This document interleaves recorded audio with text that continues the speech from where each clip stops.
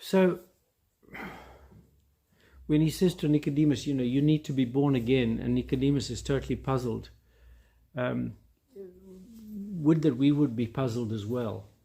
Because the more puzzled we are, the more good, heavy questions we have, the more we'll sit with it and think, what does that mean? Because we say, oh, yeah, you must be born again.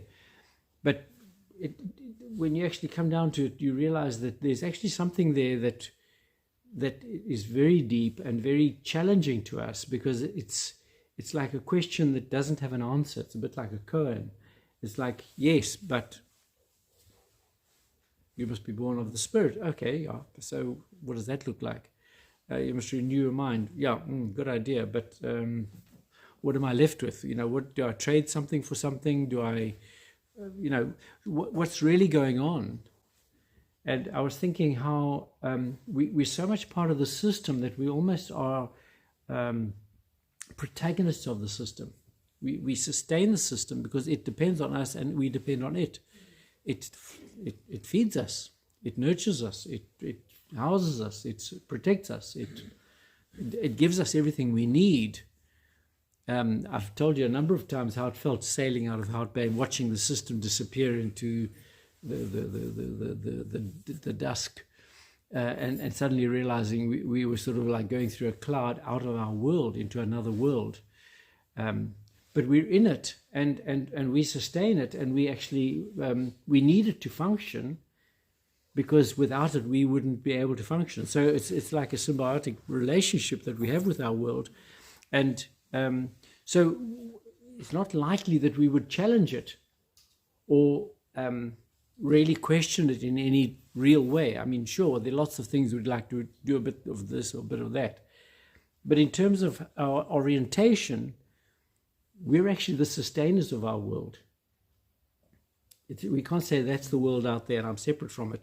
We're in it, we're part of it, we're totally engrossed in it.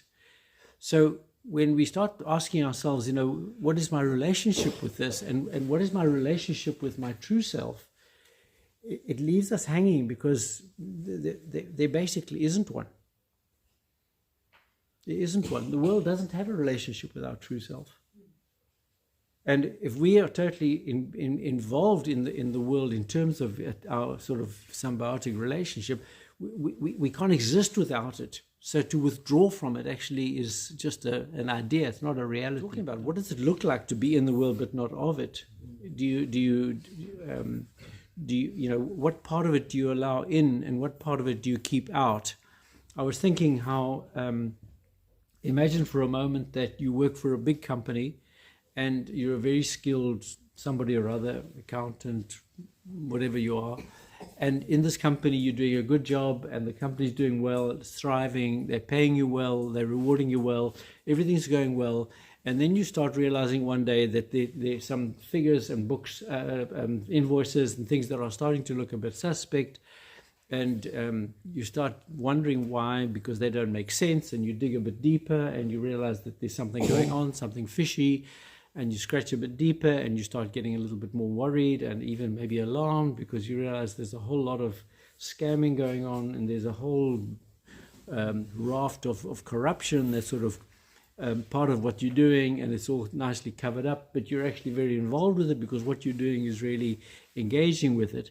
And so you start getting the sick feeling like there's something really, really off here. But everybody's playing this game and nobody's sort of noticing or saying anything. And then you start wondering, so now what do I do? Do I say something? Do I go along with it? If I expose this, I might lose my job, I might lose my income. Do I pretend it, I don't see it? What do I do? And, we've all had, in small or big ways, issues like that where something has happened or something we've uncovered or found that doesn't just sit well with us. The question is, at that point, what choices do we make?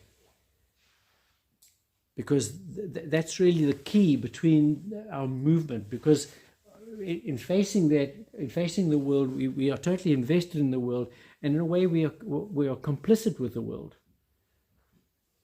Sure, we might not like corruption, but there are many other things that we wouldn't like.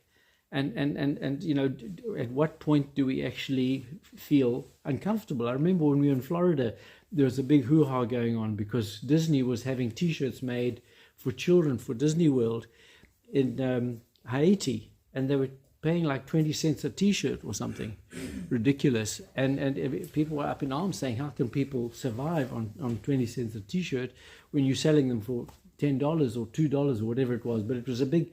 But it's easier than not to look and not to be aware, because especially if you're invested yourself, because at what point do you say yes or no? So it felt like, I was just thinking about it, it's a bit like going on a bus and your bus is trundling along and you're full of people and everybody's enjoying it, and then you start wondering, something makes you think this is not on the right direction.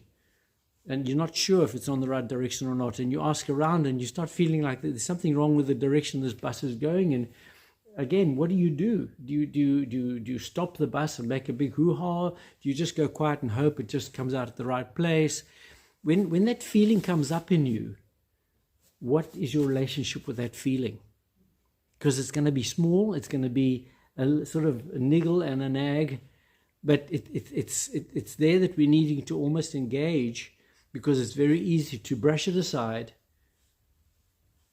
say, well, I can't do anything about it, or that's how it is, or I couldn't survive without it, or whatever it is. How do we justify it for ourselves? How do we rationalize it?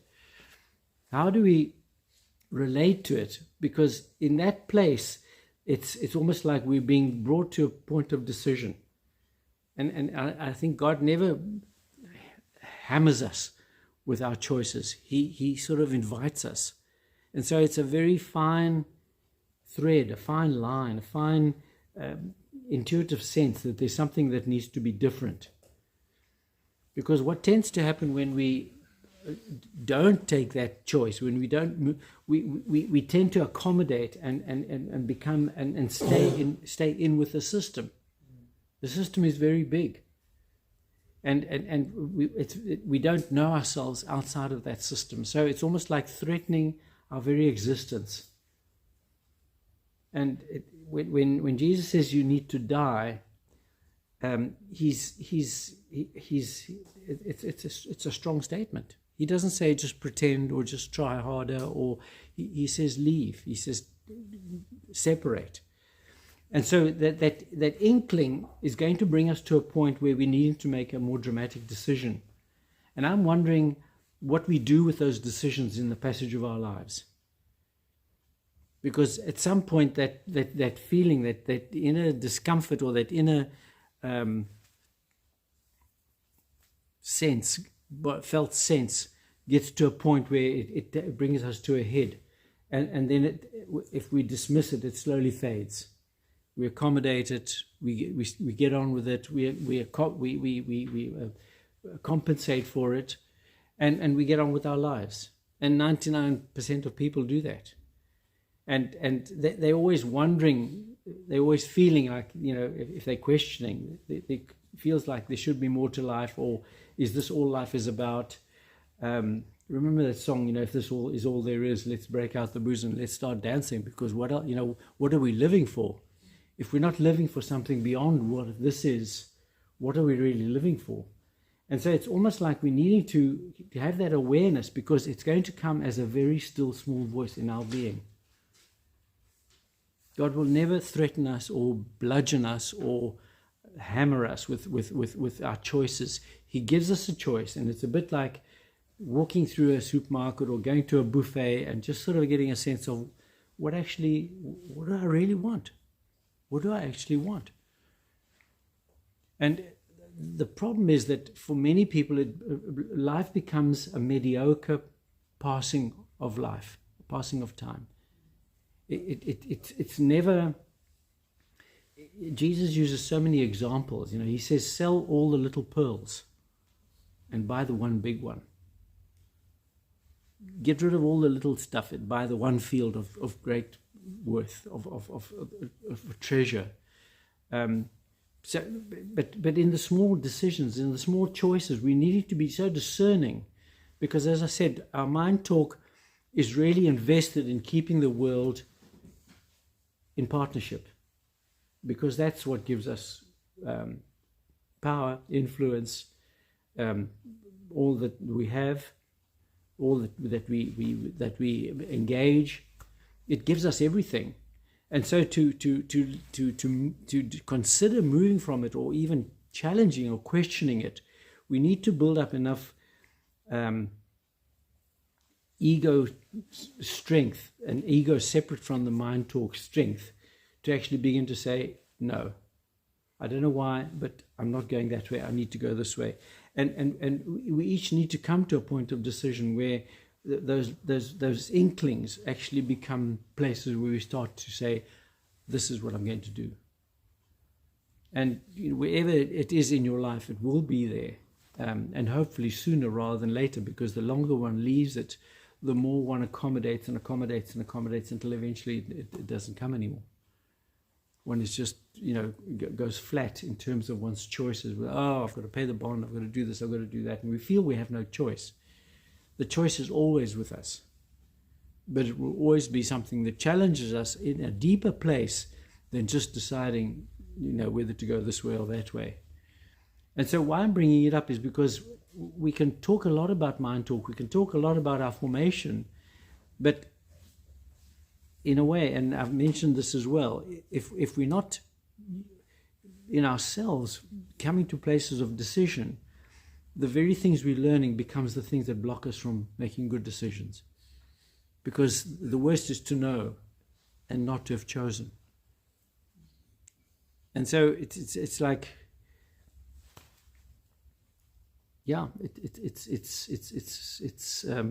a point of decision.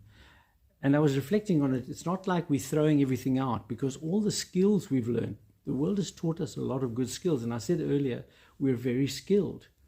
It's not the skills that are the problem. It's the direction they're pointing in. It's the reference point that they hold us to. Because those same skills turned in another direction is what the renewing of the mind is about. Jesus was often talking about things that people knew. They were fishermen. He says, well, you're fishermen. I'm going to make you fishers of men. So the same skill set that they were using as fishermen would be something that they were used to catch people, to work with people, and so on and so on. So it's like we're needing to change our center of